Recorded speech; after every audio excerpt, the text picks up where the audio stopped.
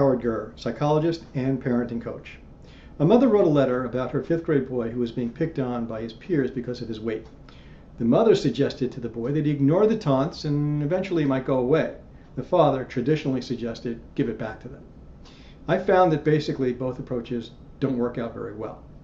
If the boy gives it back to the other kids, essentially what happens is the conflict escalates, it could turn physical, and due to zero tolerance, what happens is all the boys involved will be held responsible, including your son.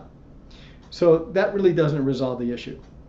Children are really not good at ignoring other people's taunts. And so what happens is whether they even look away or don't respond, they inadvertently give a signal to the other kids that they still are upset, and that feeds the behavior.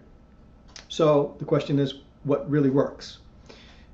Basically, your son has to get to the point where he accepts and likes himself and is comfortable with himself.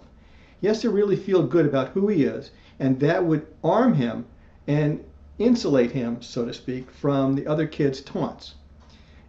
Actually, for some kids, what we teach them to do is what we call paradoxical intention. And that is, rather than try to get kids to stop doing the teasing, you ask them to do it even more in a light and kind of offhand manner, as if it doesn't bother you at all. What happens is that reaction is not what the kids are looking for, and they tend to get bored because they know that they're not upsetting you. They may tend to find another victim of their taunting. So, by actually telling children it doesn't matter to him, your son could disarm the whole situation. If all else fails, I would suggest you contact the teacher, school social worker, or the school psychologist and see if they're willing to set up a sensitivity exercise or a class to teach that class how to get along with one another.